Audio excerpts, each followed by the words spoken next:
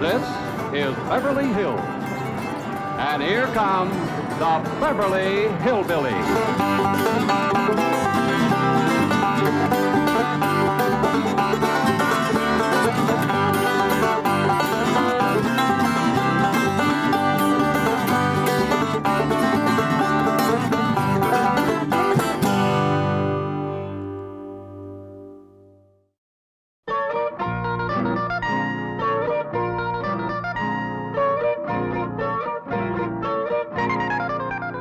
It's the first week of spring, and Granny's swamping up her tonic for to give to all the family and her kin. Though it tastes mighty bitter, it is good for man and critter, 'cause it gets your blood to running free again. Granny's brew, it's good for you. If you're off your feet, you ought to have some too. Even Pa leaves his victuals. He just sits out front and whittles. Cousin Jethro, he's a-sleeping in the shade. Instead of doing her spring cleaning, on her mop Aunt Pearl's a-leaning. Granny better get that batch of tonic made. There's the gong. Won't be long till the family's back to feeling good and strong. Line up, everybody. First come, first served. 1, 2, 3, and 4. All right, Pearl, go ahead.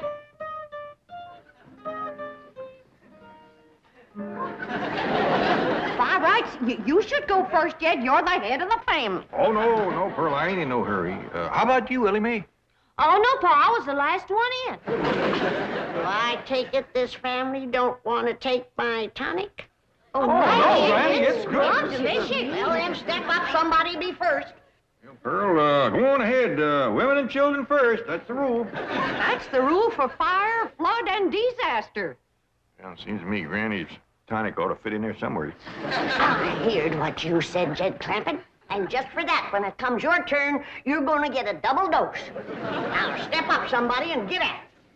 Hey, I got an idea. How about letting this little fella go first? He looks kind of puny. Yeah, he's been acting kind of poorly lately, Granny. Tonic him first, Granny.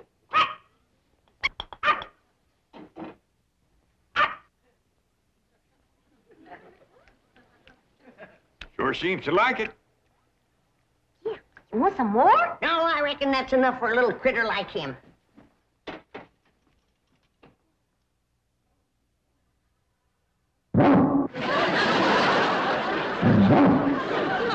Yes, they're the best batch I ever made.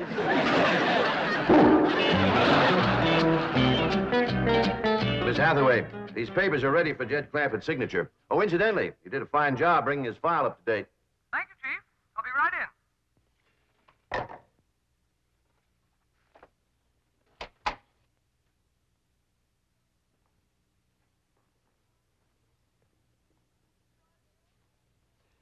Mr. Drysdale, I wish to give credit where credit is due. Most of the work on the Clampett file was done by Miss Buckles here. Buckles? Who's she? A comparatively new girl, Chief. But already she has displayed those qualities so rare in the modern girl. Eagerness to learn, willingness to work, loyalty to the bank, devotion to duty. All right. How much of a raise does she want? Oh, no, Mr. Drysdale. I didn't do it to get a raise. I did it because I'm sincerely interested in my work here. And I'm determined to become the best second best employee in your bank. You hear that, Chief? Rare devotion to duty. And Miss Buckles worked on the Clampett file in her own time. Very praiseworthy. All right, what's Mr. Clampett's present balance? $34,783,127.34. That's not including the oil deposit due today. Well, you are familiar with his file. I feel that a job worth doing is worth doing right. Unlike so many others, this girl is not here to find a husband. She is here to work, right, Gloria? Right, Miss Hathaway. You may call me Jane. All right. Take these up to Mr. Clampett. Now make sure he signs in all places indicated. Right, Chief. Miss Hathaway, Your time is so valuable, and I know that Mr. Drysdale needs you. I would never be missed from the secretarial pool. Do you hear that, Chief? Is she a rare find? I just try to be like you, Miss Hathaway. Jane. Jane. Chief, if it's all right with you, she is familiar with the papers. Huh? Oh, fine. Yeah, fine. And Gloria. Yes. You must take my car. Oh, no, Miss Oh, Hathaway. tut, tut, tut. I insist.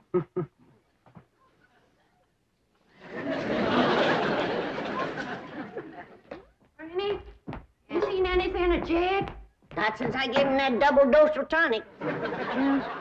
I wonder if you had ought to double-dosed him.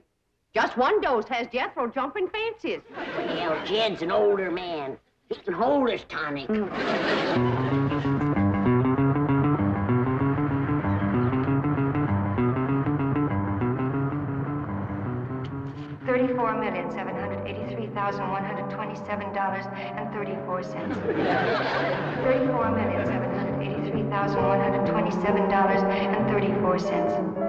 $34,783,127.34. $34,783,127.34. Howdy, ma'am.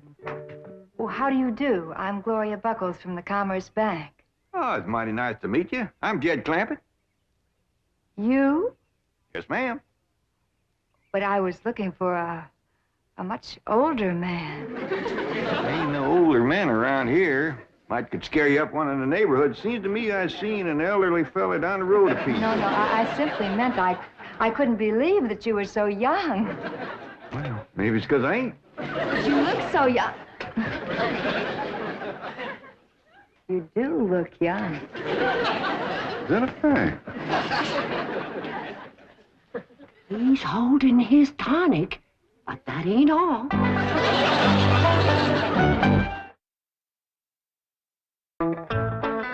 you, Granny, I've seen it with my own eyes. That girl is young enough to be his daughter. You say he gave her a hug? Grabbed at her like a crawdad grabs bait. That old mountain goat? I didn't figure on him running wild. Your tonic. You shouldn't have double-dosed him, and him being a widower so long. Jed'll come to his senses. I don't know. Ain't no fool like old fool. Jed ain't old. He's old enough, but he ain't too old, and that's where the danger is. You're making a hill out of a haystack. Granny, I got a good look at this girl, and I'm telling you right now, that ain't hay. Real big city article. Not the kind of girl that Jed's used to meeting back home. Oh, girls is girls, city or country. They all come out of the same catalog. Maybe so. But the city girls make it look like there's more in the package. Granny? Earl? Oh, there you are. See what you mean, Pearl. She's wrapped tight and tied loose. I want you all to meet Miss Gloria Buckles. This here is Granny and Cousin Pearl. How do you do? I'm very pleased to meet you, ladies.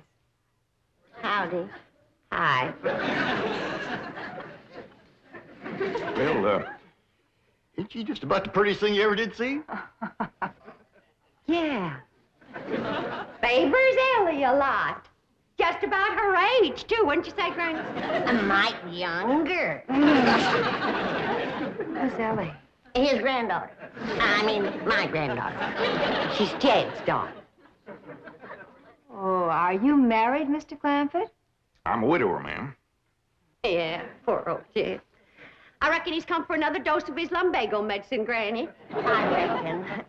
Poor old feller was up all last night with the misery. A moaning and a groaning and a walking the floor. Yes, the poor old fella is past the point where liniment does him any good. Slays his horse feet all bone. Now, girl, that's just about enough of that. You both know I never had a twinge of the miseries in all my life. Knock on wood. Pearl, His mind is wandering again. Baby's called Granny. He missed his nap. I want to apologize for them two, ma'am. They both just think they're being funny. Well, I know what you mean. I have some elderly relatives like that myself. It's such a beautiful day. Why don't we go for a drive, Jed? Thank you, ma'am. I'd like that, Gloria?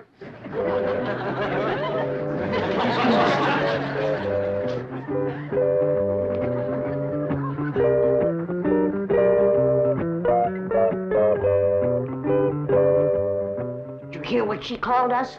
Elderly relatives. Never mind that. It's what he called her and she called him, and now she's going to get him out alone in her car. Let's get in the truck and follow him. We can't drive. Jethro can. Oh, I don't want Jethro getting no ideas from his uncle. Don't forget, he's been tonic, too. We has nothing to worry about. Jed's a man that can keep his feet on the ground. Once he gets his arms around that girl, won't much matter where he keeps his feet.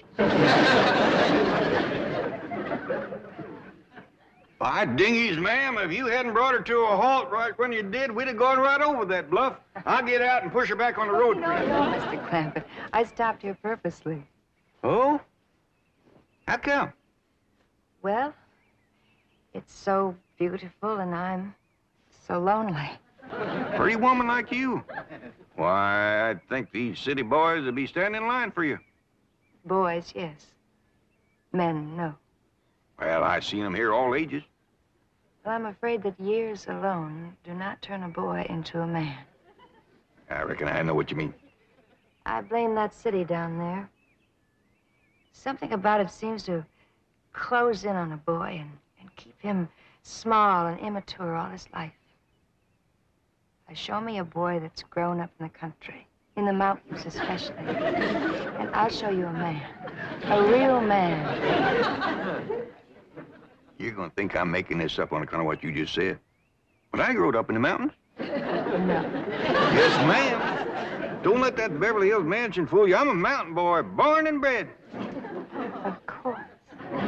Of course, I see it now. I see it in those cool, clear eyes, unclouded by smog. Eyes that have looked beyond a city skyline and seen the truth and beauty of nature. I see it in this rugged, handsome face. I see it in these strong but gentle hands. Hands that have dug into the good earth, put life into it, and brought it forth. Hands roughened by honest toil.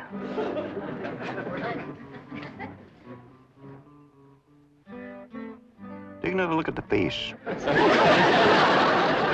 Can you see anything of them? Not a sign. Where could they be all this time?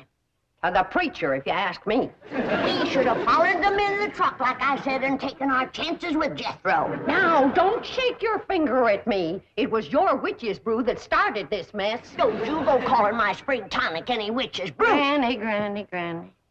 We gotta stick together.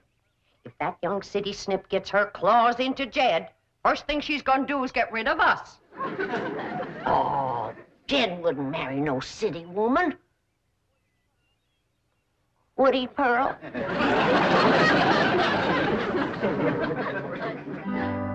Oh, Jed. What have you done to me? Nothing, ma'am. Oh, yes, you have. You've sentenced me to a life of loneliness, a life without love, a life unfulfilled. Well, I don't know what you mean, ma'am. Honest, I don't. I'll tell you what I mean. You set a standard no man could measure up to, a goal I could never achieve. Having met you, I could never care for a city man. Those weak and puny clothes dummies with their narrow suits and their narrow shoulders and their narrow minds. Please, ma'am, I have felt the muscles of a mountaineer ripple beneath my hands. Do you think I could ever be happy with anything less? No. I shall never marry. Better an old maid than a life with a man I can neither love nor respect. Ma'am, don't feel that way. Pretty woman like you, smart and all. Why, it'd be a terrible shame if you was to never to get married and raise a flock of young'uns. No. Please, ma'am. I'd feel terrible if I thought you was wasting your life this way. Please change your mind.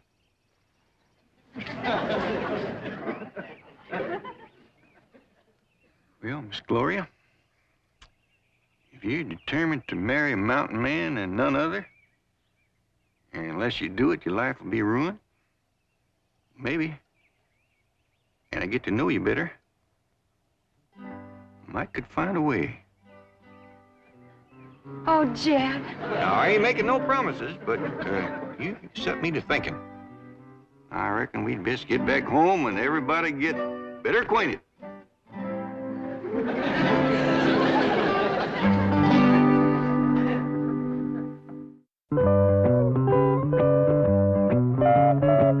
Here they come, Granny. Here they come.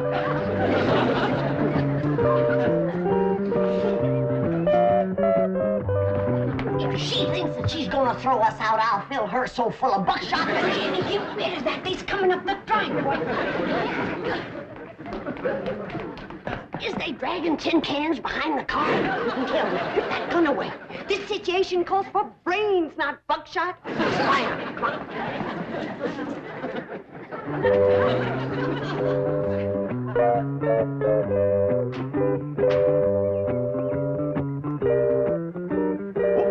Near forgot your pocketbook. Oh, those are some papers Mr. Drysdale wants you to sign.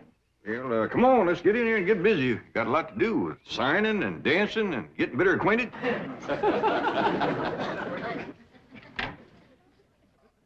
Well, I reckon the first thing I better do is sign them papers you got for me. Yes, that's a good idea. Is she wearing a wedding ring? Wait till she gets her gloves off. Don't see one. Good. Then they ain't been to the preacher. What is all them, anyway? Well, now this transfers your money from one account to the other. And this is your last will and testament. They ain't been to the preacher, but they've been to the lawyer. And that's just as bad. Or worse. We gotta stop him. Oh, there you are, Jed. We've been looking all over for you. You give the doctor a terrible fright disappearing like that. Yeah. He was afraid you might have fell in the cistern again. What are you talking about? Why, Jed, clamp it. Shame on you. You know the doctor don't want you to have nothing sharp. Earl, what in the blue... No, don't get excited, Jed. Doctor says it ain't good for him to get excited. Well, what do you... Oh, I almost forgot. Come on into the parlor. Got a surprise for you. Surprise? Hey, come on.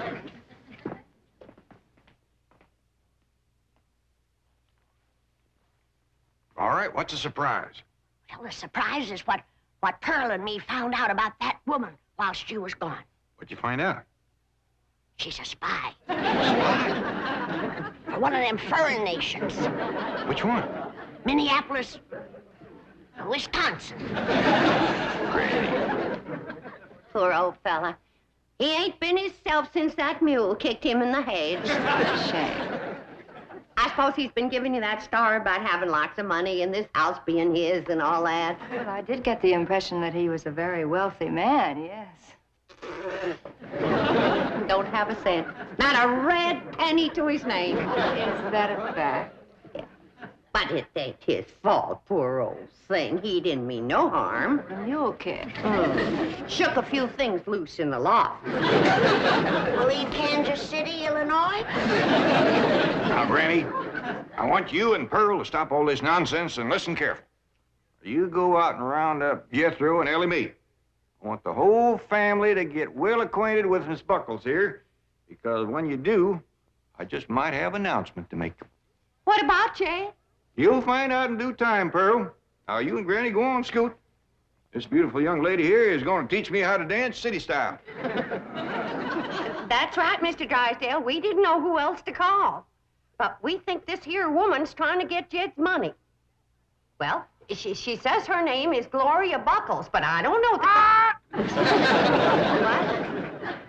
Oh, well, yes, sir. Yes, sir, we will. Bye. Mr. Drysdale must know that woman. He's a-coming right over. Paul gonna marry up with her? Oh, child, we hope not. We pray not. Why, Granny? Well, I gotta look at her, and boy, she's pretty. Beauty is only skin deep, son. Well, she must have awful deep skin, because every place I could see was... Oh, never mind. Now, Mr. Drysdale says we's to keep her here till he comes. I'll watch her, Ma. You watch your car. How about I throw her down and set on her? Good idea. I'll sit with you. No, Jed ain't gonna hold still for nothing rough. Now, Ellie, you and Jethro keep an eye on things.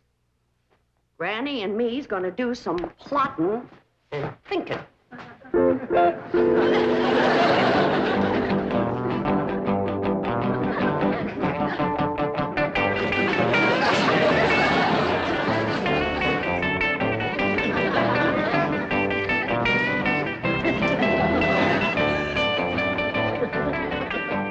What'd you say this one was called? This is called the twist.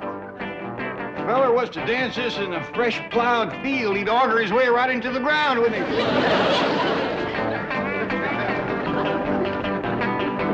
Hey, Jethro, come on in. You want to dance? I'd heap rather dance with her, Uncle Jed. That's what I had in mind, boy. Miss Buckles, this here is my nephew, Jethro. Hiya. You teach him that there twist, and I'll teach it to Ellie Mae. This is my daughter I've been telling you about. Oh, what a beautiful child. You and I are going to be such good chums. Ma'am, I think he meant for you to dance with me.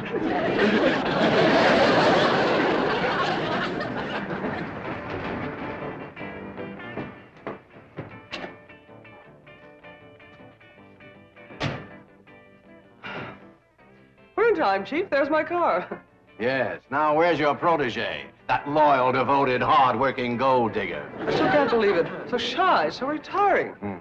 She'll be retiring if she hooks Jed Clampett. Come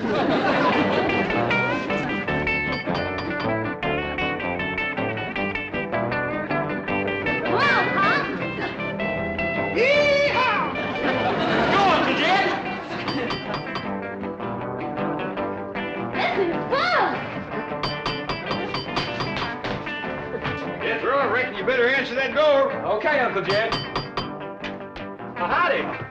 How do you do, ma'am? I'm sorry to intrude. Howdy, folks. Come on in. Dig yourselves a hole. Gloria Buckles. Huh? Where? There. Oh, I thought it is. You imposter. Jezebel! You gold digger. I have a bulletin for you two. You better be nice to me, or else after my wedding, you may lose your largest depositor. Wedding?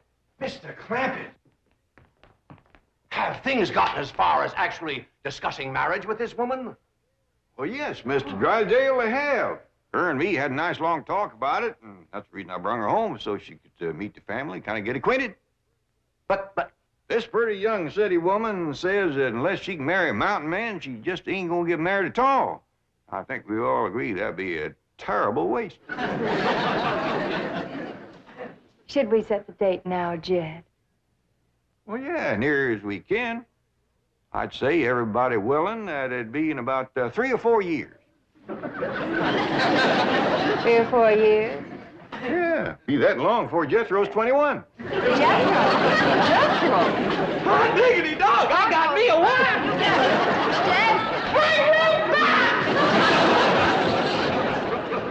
Paul, ain't you gonna marry up with that city woman? No, Ellie, us old foxes is trap shy, especially when the bait goes to chasing us.